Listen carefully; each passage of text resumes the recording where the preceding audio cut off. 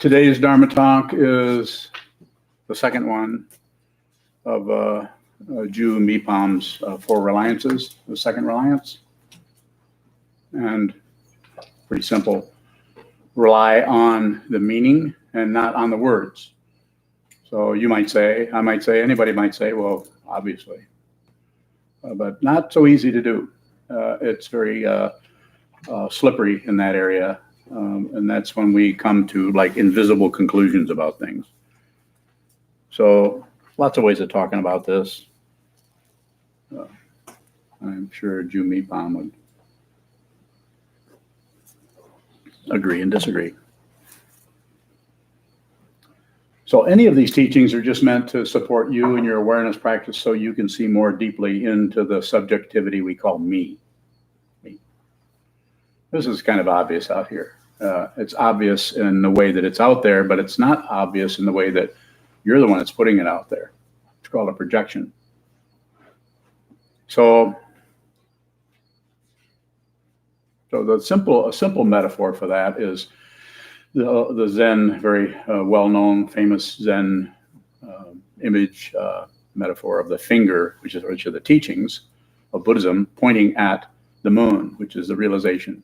So if you look at the finger, if you look at the moon, then you can't see the finger anymore. So quite often, the self-centered mind, the grasping mind, the credentialed mind, the mind that wants something and wants to actually keep something, the materialistic mind will have trouble looking away from the finger.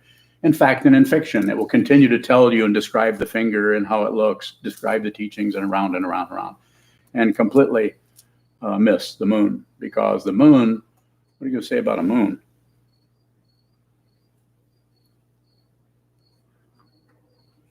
So maybe a good example, to use a couple of examples. I have several, if my memory works. The four limitless ones: may all beings enjoy happiness, the root of happiness. May they be free from suffering, the root of suffering. May they not be separated from the great happiness, devoid of suffering. So we say that for lots of different occasions. We actually use it as our meal chant or prayer. We pray for others. But you could slow down on that and may all beings enjoy happiness and the root of happiness. So you might go over there. You might never really contemplate, what is the root of happiness? What is happiness? May they be free from suffering, the root of suffering. What is suffering? What is the root of suffering? To go from the finger to the moon, to go into that and see what that is. Still, it's a relative teaching. It's a provisional teaching, but it seems to be necessary. You could do that. You can also do it with the other one. The four dharmas that turn the mind. The four reminders that turn the mind towards the dharma. The first one is The first one is what is it? First, contemplate the preciousness. Yeah, thanks. Let's see. I'm so stuck on the meaning that I forget the words. Oh, that's on. So first contemplate the preciousness. And so when I talk to somebody about and encourage someone to contemplate this particular reminder, I have people slow down. You should slow down on everything. First contemplate. Look at the word. Look up the meaning of the words. First contemplate. What does it mean to contemplate? First contemplate the preciousness. Don't be afraid of space. Space won't hurt you. You are space. If you knew who you were, you wouldn't fear anything. I'm not saying you aren't this body, but you're also not separate from anything else. This body is going down anyway. Every body is going, anything that rises up is going down, including this human form. So first contemplate the preciousness of being free and well-favored, difficult to gain, easy to lose. Now I must do something meaningful. All of those could be broken down. There's three more of them after that, which sometimes I can remember and sometimes I can't. But what I wanted to emphasize with this particular second reliance of Jew Mipham, who is a 19th and 20th century. I think he was born in 1845. and died in 1912, 11, something like that, and was a Nyingma master. Nyingma being one of the four main lineages of Tibetan Buddhism.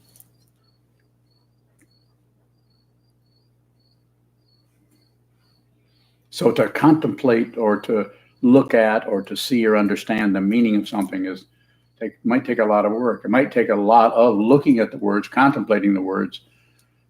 First, contemplate the preciousness of being free and well-favored. What is it?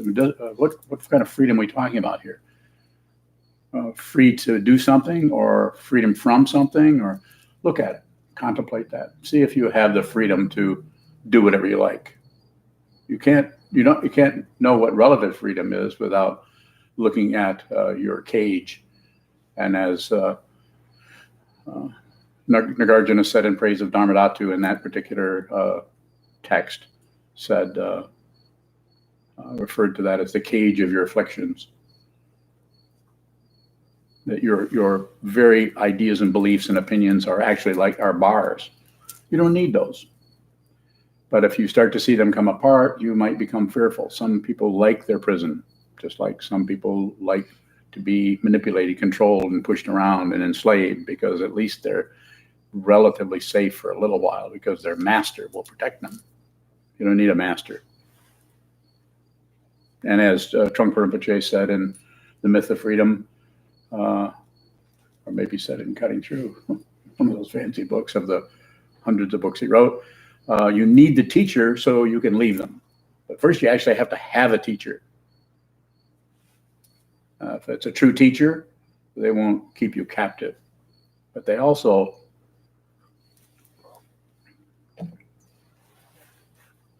won't let you get away with much. You might have trouble getting away with stuff around that person. So another one, I don't have it memorized, so although I've told other people to memorize it. This is a really good, this is the 26th, 27th, and 28th verse of Vasubandhu's 30 verses. Trimshika Karika, I think is the fancy Sanskrit word. And it goes, and this is, I like the Wu Tai translation because it's more accessible. Stefan Anaker's translation and other translations are also very valuable. This one is pretty direct and in our ordinary language. As long as consciousness, whatever is doing the looking at this person or listening, consciousness does not see that subject-object, or subject-object distinctions are simply forms of consciousness. Attachment to twofold grasping will never cease. Attachment to wanting things to be different than they are, wanting sometimes things to go away, wanting desire, wanting this, not wanting that, wanting this, not wanting that. In other words, misery, suffering that comes and goes. Verse 27th is, and this addresses to, is directly talking about Jew Mipham's second reliance. By merely thinking concepts, the objects one perceives are forms of consciousness. One does not realize consciousness only. So attachment to the words and thinking about it. And the last one kind of ties up the end of the whole these three verses of the 30 verses. This is the 28th one. One realizes consciousness only when the mind no longer seizes on any object. When there is nothing to be grasped, there is no grasping. Then one knows everything is consciousness only.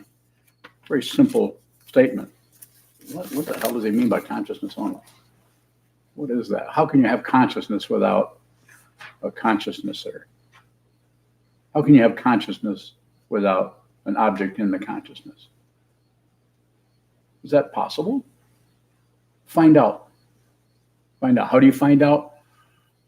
In this tradition, I'm not saying there aren't other ways. If you meet up with some aliens, they might have other ideas about how to do this. Anybody know any aliens? Fort Wayne. It's a good thing they're in another state. Is Fort Wayne in Indiana? It's in another state. It's in another state, yeah.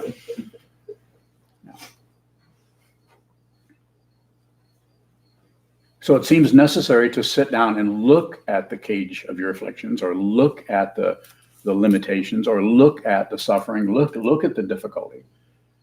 Quite often in modern, these days, we have medications, not meditations, but medications that cover up symptoms. And some of them are extremely sophisticated ways of covering things up, but they don't heal anything. They don't address the issue. They just cover it up so you can walk around as if you didn't have any problems and nothing was wrong. Maybe we might need to do that if somebody was in a car accident and they were having extreme pain, extreme pain because of the nerve endings that are in all the six sense fields, including the mind, then we might want to put something on there to help back that off a little bit if we can find something. But quite often, because there's so much interest in control and making money, the side effects aren't looked at. So that might be a little habit forming, but not good. We all know about that. It's all over the news. That also happens in every area of addressing not the problem, but the symptoms. Meditation is not about calming down. It's not about feeling better. Not that you might not feel better if you meditate. If you sit down and do nothing at all, probably what's going to happen is you're going to realize all the stuff that you've been hiding out from. You're going to realize the very nature of your mind. Might take you a few years. You can't meditate for 6 weeks and say, I think I could market this.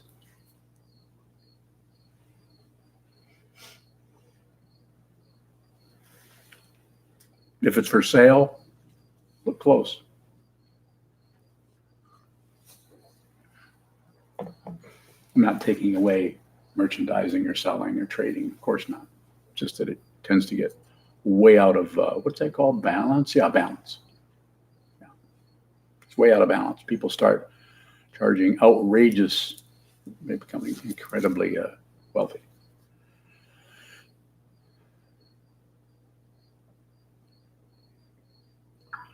So this doesn't mean that you wouldn't use that, whatever the slogan may be, continue to return to that. But as soon as you return to the slogan, immediately look at to where it's pointing.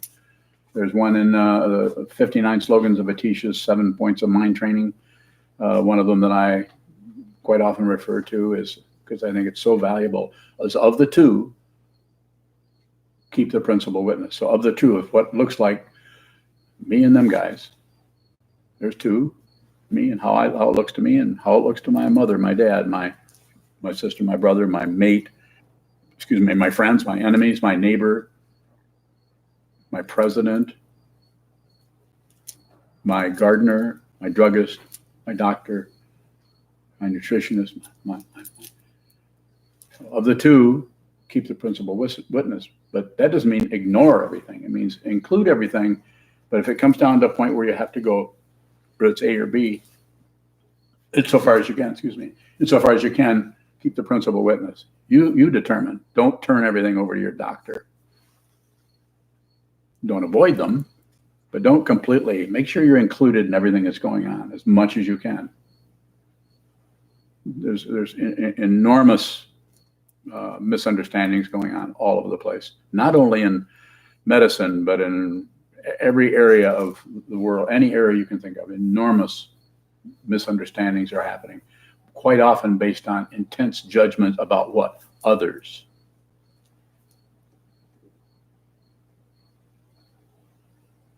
What does it mean to keep the witness? So I talk about this in different ways, and I would say that the witness is not the thinking process that's here that's thinking about stuff. If you're thinking about stuff, that's not the witness. That's just the cage of your afflictions. So the witness is the space in which things arise. Space doesn't do anything. Things arise and go away, and things arise and go away, but the space just is space. It's like you can't blame the space for the clouds that arise in it. Of course, you might be able to do that. Go ahead. So is the keeping something that we actively do? Could be, if you're in a position of some kind of, what do they call that? I get mixed up. I think it's a quandary. Isn't that it? If you're in a quandary and you're forced by some decision-making dictator called your ego. And to do this or do that, I got to do something. You don't have to do anything. Don't lecture yourself on that. Well, I need to make, I got to make it, I got to decide by Monday. No, you don't. You don't have to decide anything. The issue with making a decision before the decision is ready to be looked at is a cover up that keeps us from experiencing suffering, or keeps us. We just cover it up. It's just another kind of cover up. Well, at least I've got that figured out. Well, I know what I'm going to do now on Monday. This doesn't mean you can't plan a vacation. It doesn't mean you got to wait till the day you go to pack your bags. That would be silly. You wouldn't do that. But you could keep the principal witness. You could look at whatever's happening there and give it the benefit of the doubt as much as you can before you immediately tie it up in knots, and so it's irrevocable, or you can't back out of it, or whatever it may be. So the space in which things occur is what I understand that to mean. And if everything is all, there's a huge log jam of thoughts and ideas and opinions and speculation and should I or shouldn't I or should I or shouldn't I, you need to look at that. It's not time to make a decision. It's time to look at the log jam. More? I have a different question. So how'd I do in that one? I'll probably watch the video again. Okay. If someone sees the moon, does that abandon the finger? Doesn't abandon it. It just sees that they're not separate. That's called non-duality. It's an ancient teaching, goes way back, ancient India, way before the Buddha was born. That was being taught. Non-dual, Advaita. So we think they're two different things. So we tend to abandon one for the other. Go ahead. So is that the same as saying that the finger is the moon? Is that what you're saying? I'm asking. Yeah. And also not. Because you anytime you say anything, you create the opposite. And so if you say something, make any statement about anything, and you disrespect the opposite, then you started a low level thing. What do we call that? War. It might just be a skirmish. It just might be just a match being struck. But it's still the beginning of that. Go ahead. So how is seeing that the finger and the moon aren't different things, different than grasping at the finger? Yeah. Look at it, and with this kind of a teaching and this kind of an understanding, and with my wish to help you with it, I don't know if I'm any help at all. I'm certainly not Jew Mipham, so I'm not able to do that. But my understanding of it is this Dharma talk comes out of how that looks to me, and how I could help someone else possibly understand that through the use of concepts, words, ideas that are trying to point at something. But if you actually see what I'm talking about, you see what Jew Mipham is talking about, even though he's not here, but he's also not here, then you won't see anything.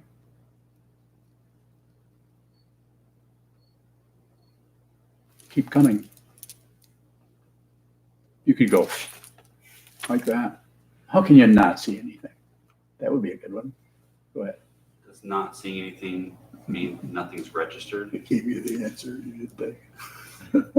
Go ahead. Go ahead. Say it again. Does not seeing Different words, though.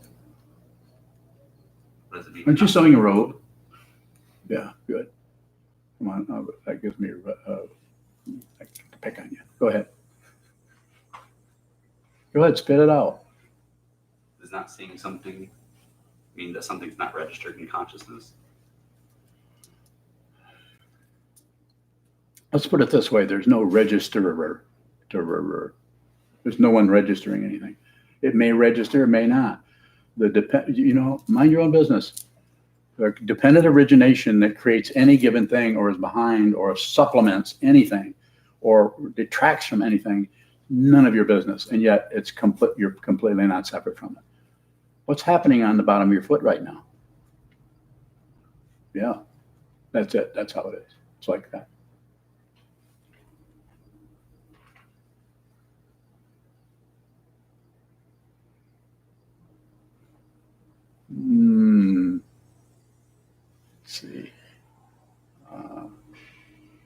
he just pointed to you, so go ahead. When we are listening to or reading the words of the sutra or chant Yes. or whatever,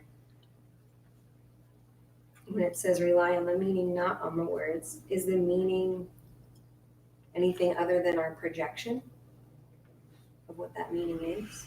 I think it starts that way. I think we, like, of the two, keep the principal witness. We have to start where we're at with it, and then we might have to look at that, because those words don't change. Of the two, keep the principal witness. So those are, it's a concept, it's an idea, it's language. So that's not changing, but their ideas about that tend to change. If I were to be, it's a little silly, but I think it works to some extent. You might look at the finger, and then it might take you a while of looking at that, and before you actually understand that it's pointing at something. So you might have to contemplate the words, just like the four reminders. First, contemplate the preciousness of being free and well favored. You might have to go over those and slow way down and look at them. You might have to repeat them a lot in order to see what they're pointing at. Because when I'm sure you all notice when you look at a word that you don't know the meaning of, and you look up the meaning, and then you're right back to square one in a sense. You still have to feel like what they said about the meaning, what that's pointing at. And that's why language is so interesting. When you translate something from one language to the next, it's very good, like we do with the 30 verses of Vasubandhu, which I read 26, 27, and 28. If you look at different translations of that, it shows up differently. Stefan Aneker's translation of that was a Wutai Shan or Wutai Mountain. So they look different. We're still back with the words. The open spaciousness of what is being pointed at is we have a lot of agoraphobia out there in the open dimension where there's no reference points. So that's how it feels to not rely on the words, but to rely on the meaning. Relying on the meaning is, there's no relier, there's nothing to rely on, and that doesn't feel so good. Go ahead. Is relying on the meaning more convoluted or a step away from what it's pointing at? It could be. It could look that way. The self-centered mind, the ego mind, might tend to go that direction, might tend to try to take it that direction, which is not incorrect. Go ahead. How do we contemplate something? The way, I think there's probably different ways of doing that. The way I talk about it is through repetition and through different speeds, through using the word to start with a word. And just like the four reminders, to take the first one, first contemplate the preciousness of being free and well favored. So you could start out with the very first word. You could do it by holding your body still. You may be doing shikantaza or sitting meditation. You could, are you asking for this, or are you talking about something else? So, okay, you sit down, you could write that. If you wanted to contemplate something, write it on a card, an index card, put it down in front of you, and sit there for an hour and contemplate the wall for a while. Maybe for an hour, hour and a half. And then pick up the card or look down at the card, and whatever words are there, contemplate those words one at a time. And don't just read the whole thing and try to get the whole import. Look at each word, break it down into parts. Buddhism is notorious for breaking everything down into, it just gets exhausting after a while. The 3 this, the 8 that, the 10, the 15, the 100. And go ahead and do that if you want to. But this would be a simple way of just going in and looking at just that slogan and looking at what that means, to really reflect on the word contemplate. Contemplate the word precious. What does it mean? Is it a relative kind of value? What kind of value is there? What is the value of being free? Simply put, you're free to come in this room, you're free to leave. And the one that's so difficult that I sometimes talk about a little bit is well-favored, in that if you're in this room, you're well-favored, because most, literally billions of people wouldn't, even if there was a welcome sign out in front, walking by this door, would never come in here, because they're concepts about what is in here stop them. The cave or the cage of their afflictions will stop them from coming in here. So you could say, simply put, they're not open-minded. And their curiosity is only very focused. It's just about how to tie flies for fly fishing. They're very curious about that. They read up on it. They can tell you what kind of string to use. They can tell you what kind of flies to make, what colors to use. Just not picking on that particular thing, but it's very focused. Whereas in this situation, your curiosity, if you're even in here, is about the nature of the mind on some level. You may not be a Buddhist. You may never be a Buddhist. You may never study it. You may leave and never come back here. Right and wrong is extra. You don't need right and wrong. You don't have to be correct. If you think you have to be correct and you can never be wrong, it'll be difficult, because then your mind will go in circles and you keep trying to find a way to feel better based on being right and not being wrong. More? There's a couple questions that have come in online. Certainly. Raquel from Traverse City. When we see how things really are, will we still want them to be different than they are? Possibly. Yes, possibly. You could say maybe what might change is there'd be no demand. There'd be less of a demand about it. You still may have a preference of sorts, but the demand is gone. Oscar asks, can we ever get away from the word? The only way you can get away from the word is to see the word is not different than what it's pointing to. The same thing with finger pointing at the moon. And the same thing if Mipham were here and we were to ask him about it, I'm not saying he would say what I'm saying, but something like that. The fundamental understanding is not separate. So nothing is separate from anything else. Separated, but not fundamentally separate. And that's difficult for the conceptual mind to grasp or understand, or what's the other word for that? Grok. You can't grok it.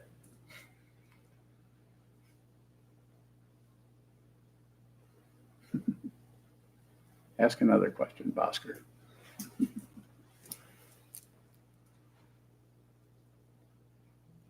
And it could be different with each person. One person might show up one way, and to another person it might show up more of an open dimension with less, not even relying on anything at all, not even relying on a meaning, no reliance at all.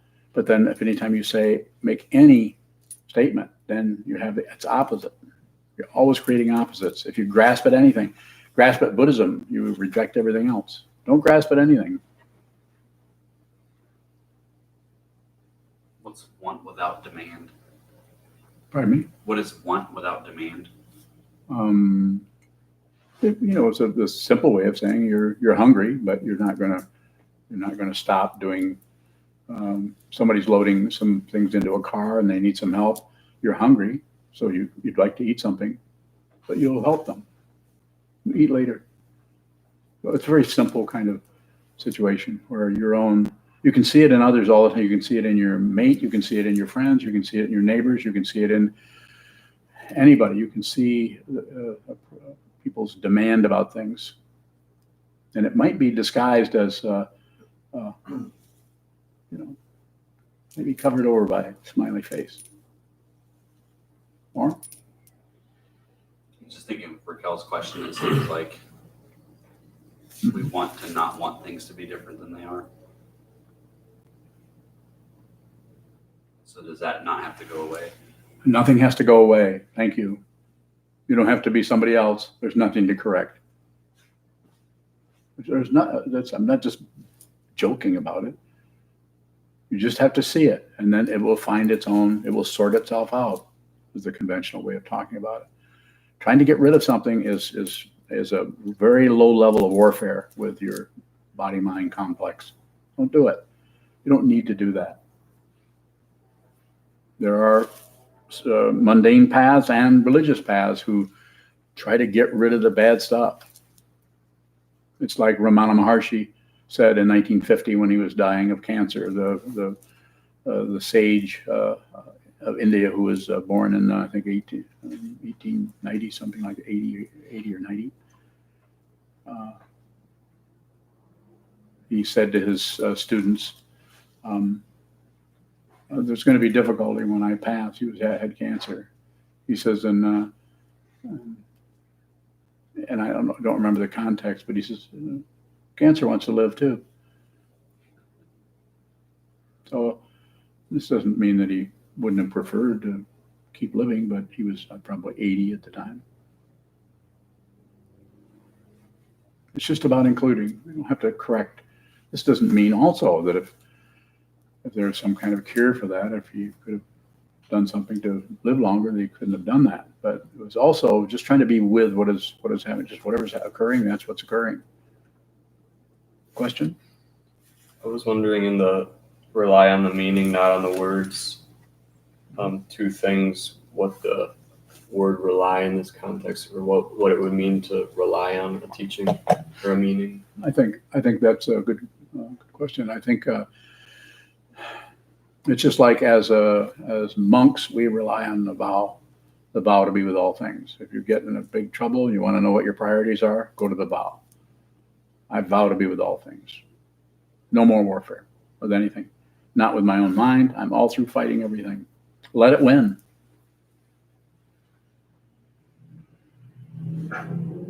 That's not cowardly. When it talks about the meaning, not the words, in this situation, is that endeavoring to talk about fruition, or is there a different kind of meaning that's being pointed at? We need fruition. We need ground, which is the suffering we have, and the path, which is a way of working with getting to be familiar with what the fundamental situation is, what the basic, not as we've talked about before, epidemiology or guesswork, speculation, but what's actually causing this. Find out. Don't believe a word you hear from me. Don't believe Buddhism. Buddhism is not a belief system. It's not some kind of a hierarchy of better folks at the top. Go ahead. So I'm just looking at that phrase, rely on the meaning, and wondering about the very relative aspect of relying on something on the path, and then how we could actually understand meaning without it kind of becoming more of the words. So it might have to do that, but what that does, that teaching, what it does is it brings your mind to the apparent disparity between the moon and the finger. It brings you to look at that polarity. And when you do that, you're looking at the polarity from the point of the words that are said and what the words are talking about. So you're looking at that, and there's a natural sense, you could say, yes, a natural sense of equanimity between the pointer and what's being pointed at, or the meaning in the words. And we have to see that first before we can see that the meaning is not separate from the words. You first have to separate them and see what's being pointed, and then rely on what is being pointed at. And if you have really relied on what is being pointed at, you'll see it's not separate from the words. It's called not to. Go ahead. I think you've kind of already said this, but could you say again, where do we start to approach something like this? Just as I was saying to Junshu, pick out something in the teachings, and you can actually practice that yourself. Just like we chant sutras every morning, or you do. I'm not here. I'm probably still in bed. You're chanting sutras. You should be. And those are saying these words over and over and over and over again. Without walls of the mind is a translation out of the Heart Sutra. Without walls of the mind. So you might have to look at some walls. You might have to look at the cage of your afflictions. You might have to look at the way in which you're holding on to your craziness, because it's safer. It's safer to just be slightly nuts. I don't have to do anything about that yet, so I think I'll just put it right. Let's see. There's room under one of those ribs, I think. There. Feel pretty good. But then when something in your life goes awry, you know what I'm talking about, awry, it goes, and then suddenly it triggers that unresolved, unexamined, that hidden area of emotion. and it comes trotting right out with all of its negative energy that you could have dealt with on the cushion, or you could have dealt with in your last marriage. That's right, you only have one.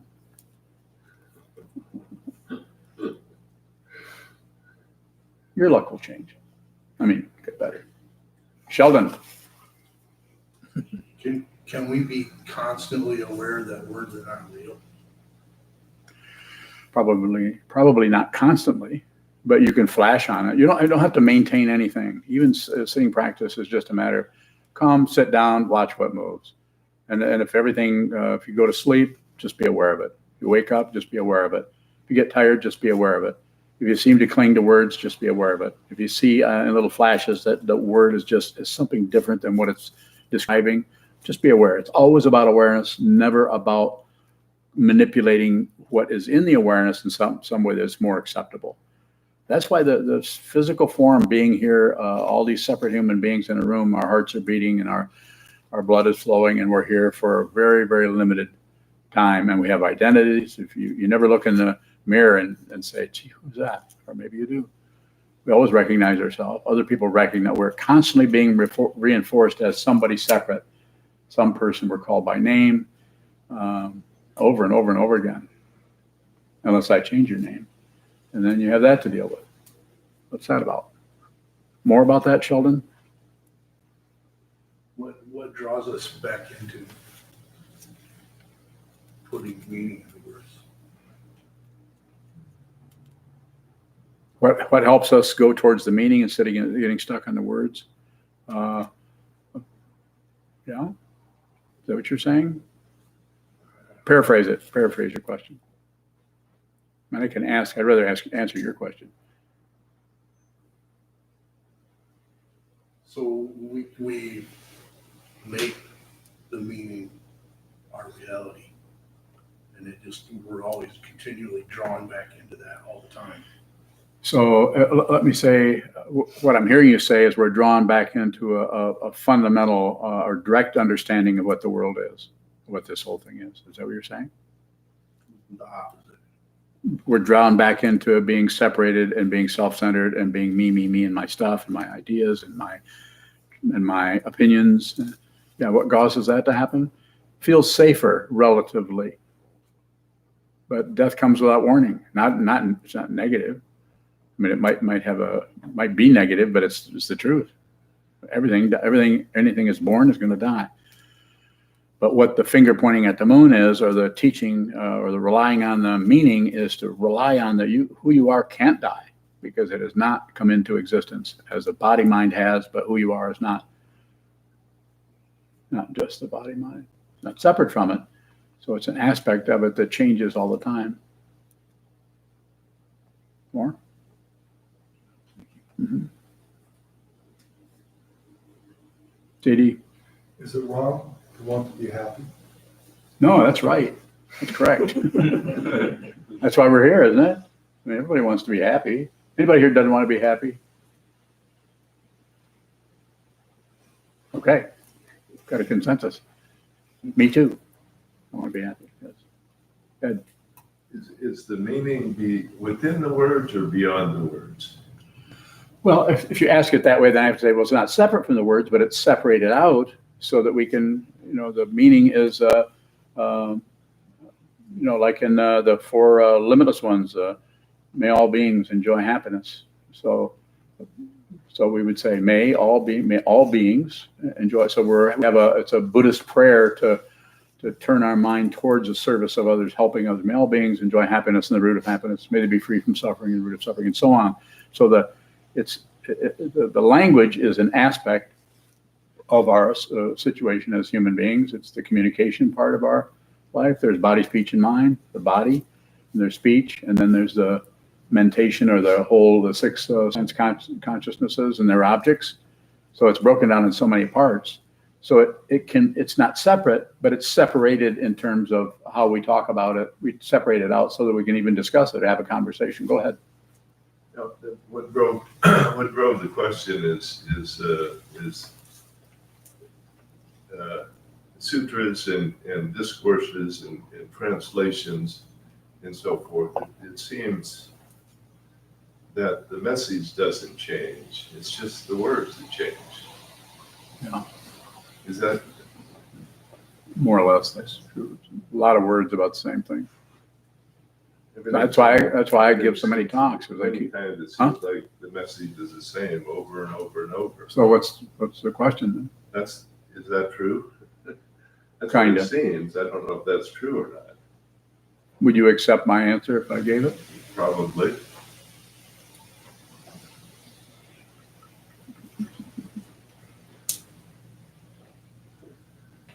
Yes and no. Pardon me? Yes and no. Okay,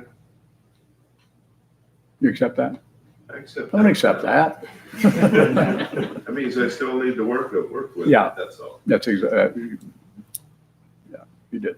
Yeah. Just keep sitting, keep practicing, keep meditating. Sharpen your ability. As I've said many times, our thought process is muscle bound. We use it constantly for everything. You can't even go and wash dishes without having a whole lots of thoughts come about this and that. And it doesn't have anything to do with dishes. You know, you're on automatic. As soon as you step up to wash dishes, it's automatic. Unless you don't wash dishes very often, which that would just be the men, right? It's meant to be funny. It doesn't seem to be working. Society is changing, I think. So, of course, I'm just saying that something you don't do very often, the thinking might be around that. But something you're acclimated to and is kind of habitual, then that gives you time to just continue to do that. Meditation is like that. That's why we do it, my friends. We sit down and hold still so you can see the mind. It's not about stopping the mind. It's a very simple misunderstanding, which is rampant. Everybody from John Kabat-Zinn to Thich Nhat Hanh. And I love those people. They help people. They meet people where they're at and they help them where they're at. I don't teach that. What I teach is sit down and whatever happens, watch it. Because whatever's happening for you or for you or for you or for you is exactly what your karma is bringing to you so that you can see it. If you accept it, you're blowing. If you refuse it, you're blowing it. If you do anything with it. But if you do it enough, eventually you stop fighting with everything. You stop fighting with your mind. You stop agreeing with your mind. You stop disagreeing. It's more like the sky. The sky doesn't care if clouds come or not. Your mind is more like the sky and less like clouds, birds. What are those other things that fly in the sky? Dragons. Choo-choo. Another question from Boston. Are you suggesting that instead of figuring out the meaning of a word, we could try to see the duality that the word is creating and or reaction to that?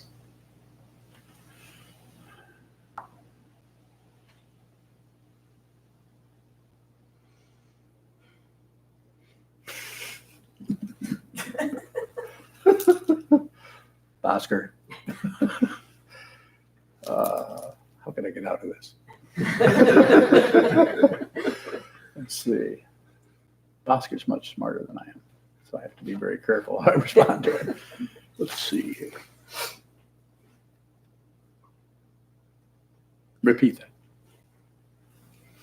Are you suggesting that instead of figuring out the meaning of a word, Okay, so let me contemplate that. Okay, go ahead. we could try to see the duality that the word is creating and our reaction to that? Yes.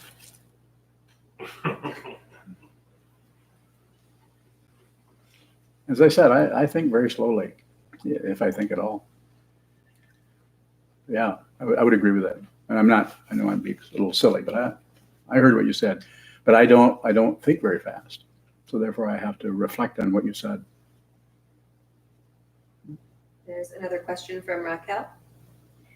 Is it possible to look at all the suffering, be with all things, and be happy all at once? There's no other way. It doesn't mean Buddhism. It doesn't mean you have to be a Buddhist. But if you fight with anything, I don't care if it's something that deserves your warfare or is calling for it. If you fight with anything, we're not separate from anything. We're also not all one. That's a misunderstanding based on self-centeredness. No more war. Don't fight.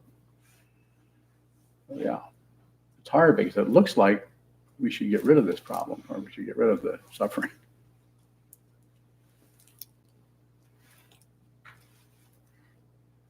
You, When we chant sutras or chanting sutras? yes, Yeah. verses, are we hacking the mind, as you talked about yesterday? Yes, in a way, you are. Yesterday's talk was on, both talks were on hacking the mind, the idea of sitting down, you can always listen to the talk if you're interested, but it's the idea of sitting down and rather than going in and hacking that in the conventional understanding of that word, you're still using the same material, same tools, but in this situation, you're actually using the consciousness itself.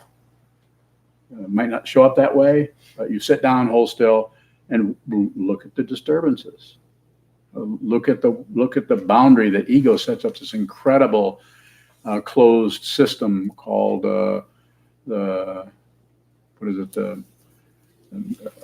hierarchy based on self-centeredness and protection and not wanting anybody to come in and fiddle with what's inside the castle walls, castle of ego.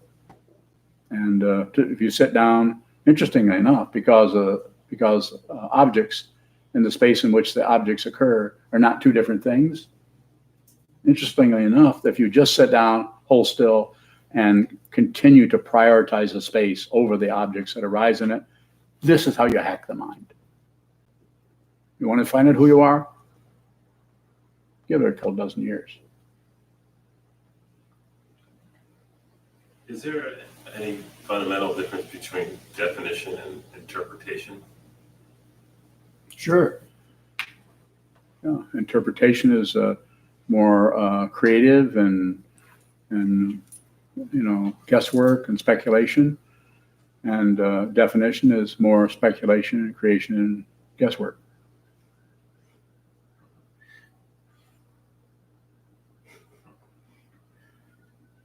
Keep coming. How do we look at how do we see the definition of, or the essence of something through interpretation? Just be vividly aware of the interpretation and the interpretator.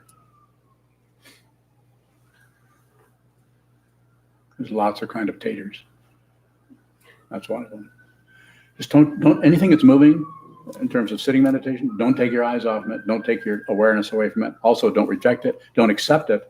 As soon as you accept it, you start to cover it up and you start to interpret. Don't interpret. Don't define. Unless you're pushed into a corner, then you may have to. But until that corner shows up, it's just it's like a big blue sky, or as Trungpa Rinpoche said, big blue pancake. When we chant, some of the chants are in Japanese.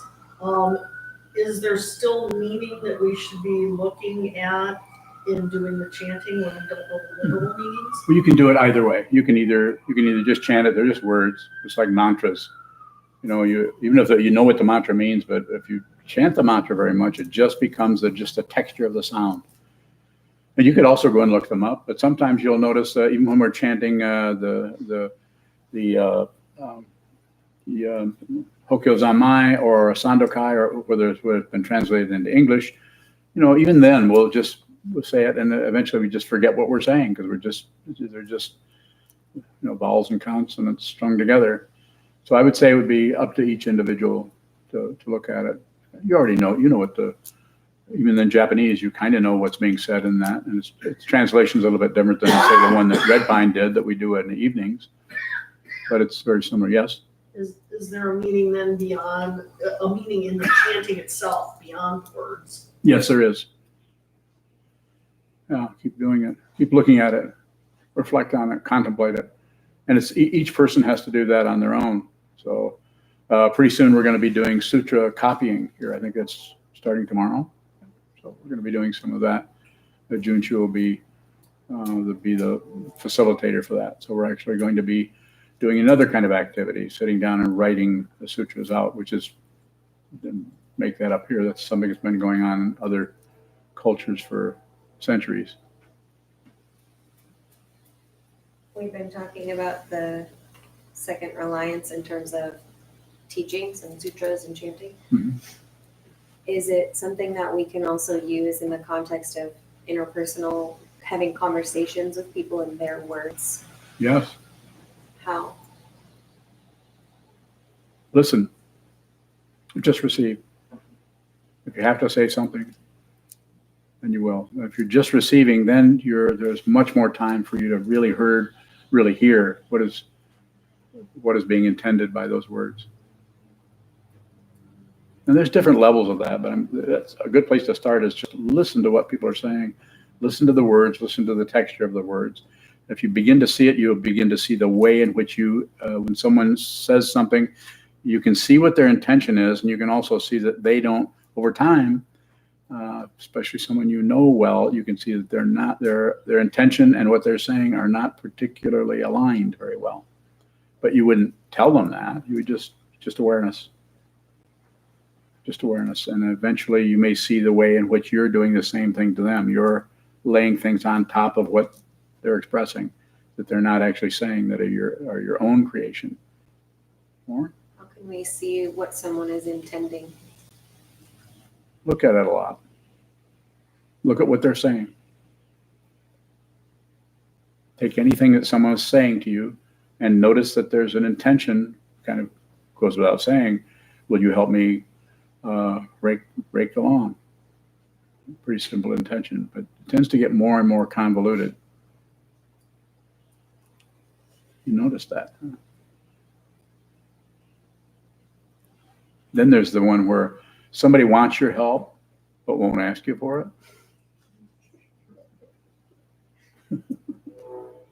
You want someone's help, you should ask them.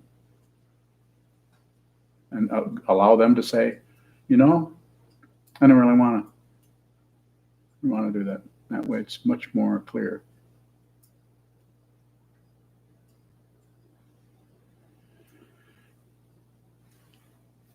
Thank you so much.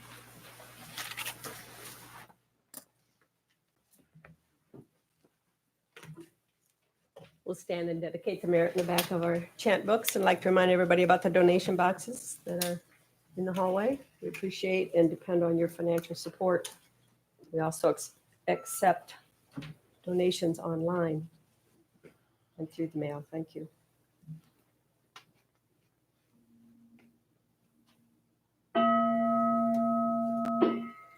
May the merit of this penetrate into all places. Being together can realize the Buddha's way. Jiho san shi shifu shi son mu sa moko sa moko ja horo mi. The 10 directions, the 3 worlds, all Buddhas, all venerable ones, Bodhisattvas, Mahasattvas, the great Prajna, Paramita.